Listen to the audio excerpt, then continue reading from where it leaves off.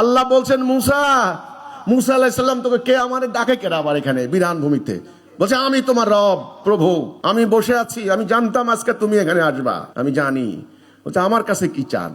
ফেরাউন উদ্ধত অহংকারী স্বৈরাচার, ফেরাউনের কাছে যাও, বলো আমি একমাত্র রব। ও নিজেকে রব দাবি করছে, যাও। মুসা আলাইহিস সালাম বলছে আল্লাহ রাব্বুল আলামিন তুমি তো জানো কত বড় সম্রাট, ক্ষমতা তার বাহিনী বিশাল, আমি জানি তো। বলছে মুসা আলাইহিস সালাম বলে আল্লাহ তুমি কি বলো এটা, আমি তো অসহায়। আমি বলছি মুসা ছোটবেলায় তোমার মাকে বলছি না আমি দরিয়া ভাসাই দাও, তোমাকে কে বড় করছে? আমি বড় করছি। কোথায় বড় করছি?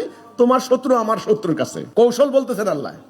দেখো তখন তুমি কত ছোট ছিলা, আমি তোমারে আজকে আমি তোমাকে আমার নিজের কাজের জন্য প্রস্তুত করিয়া লইয়াছি। তোমার হাতে কি? লাঠি, নিক্ষেপ করো। অজগর হয়ে গেল। মুসা আলাইহিস সালাম আবার দৌড় দিলে বলে ধরো, এটা ভয় পাইবা না। ধরলেন, এটা আয়াতুল কোবরা। আপনারা বলেন এই লাঠির সামনে ফেরাউনের অহংকারকে দাঁড়াইতে পারছে? বাহিনী দাঁড়াইতে পারছে? সাম্রাজ্য টিকছে? তছনছ হয়ে গেছে না? এটা লাঠি। জিজ্ঞাসা করছেন আল্লাহ যে এটা দিয়ে কি করো? আল্লাহ কি জানে না এটা দিয়ে কি করে? জিজ্ঞাসা করছেন কি করো? বলছে গাছের লতা পাতা পাড়ি আর আমি ভর দিয়ে হাঁটি। কিছু না, একটা লাঠি। সেই লাঠির আঘাত সইতে পারে নাই। এই লাঠি তো লাঠি না, এটা স্বয়ং আল্লাহর সাহায্য।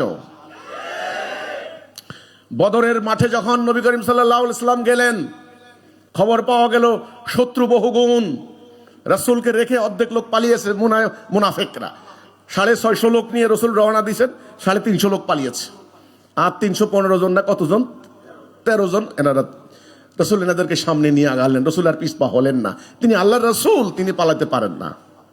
কারণ তিনি মক্কা থাকতেই বলছেন হয় আল্লাহর বিজয় হবে, না হলে মোহাম্মদ শহীদ হয়ে যাবে, তবু অন্যায়ের কাছে সারেন্ডার করব না। মক্কা থাকতে তিনি বলে দিয়েছেন। কাজে তিনি পিছপা হওয়ার মানুষ নন। তিনি 313 জন নিয়ে সামনে আগালেন।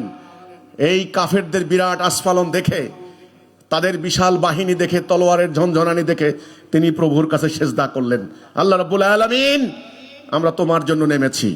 আজকে যদি তোমার এই বাহিনী পরাজিত হয়, তোমার দ্বীনের কথা বলার কেউ থাকবে না। তখন আল্লাহ রাসূল সাহায্য পাঠালেন। তিনি এক মুষ্টি কঙ্কর নিলেন, নিক্ষেপ করলেন। কাফেরদের চোখ অন্ধ হয়ে গেল, পাগলের মতো পালানো শুরু করলো। আল্লাহ বললেন সেদিন তুমি যে নিক্ষেপ করেছো, এটা তুমি নিক্ষেপ করো নাই, আমি নিক্ষেপ করেছি। ওটা তোমার হাত নয়, এটা আমার হাত ছিল। কাজেই আমাকে জবাই করার চিন্তা করো না, ওটা বাদ দাও। কেমনে কেমনে তোমরা শেষ হয়ে যাবে তোমরা নিজেরাও জানো না। এই জন্য বলতে চাই, আজকে আমরা আল্লাহর জন্য নেমেছি। এই সত্য আজকে বলতে হবে। এই সত্য উদ্ভাসিত হয়েছে, জাল হক জাহাকাল বাতিল ইন্নাল বাতিলা কানা জাহুকা ইউরিদুনা লিইউতফিউ নূরাল্লাহ বিআফওয়াহিহিম ওয়াল্লাহু মুতিম্মু নূরিহি ওয়ালাউ কারিহাল কাফিরুন। তোমরা যতই ষড়যন্ত্র করো কোনো লাভ হবে না।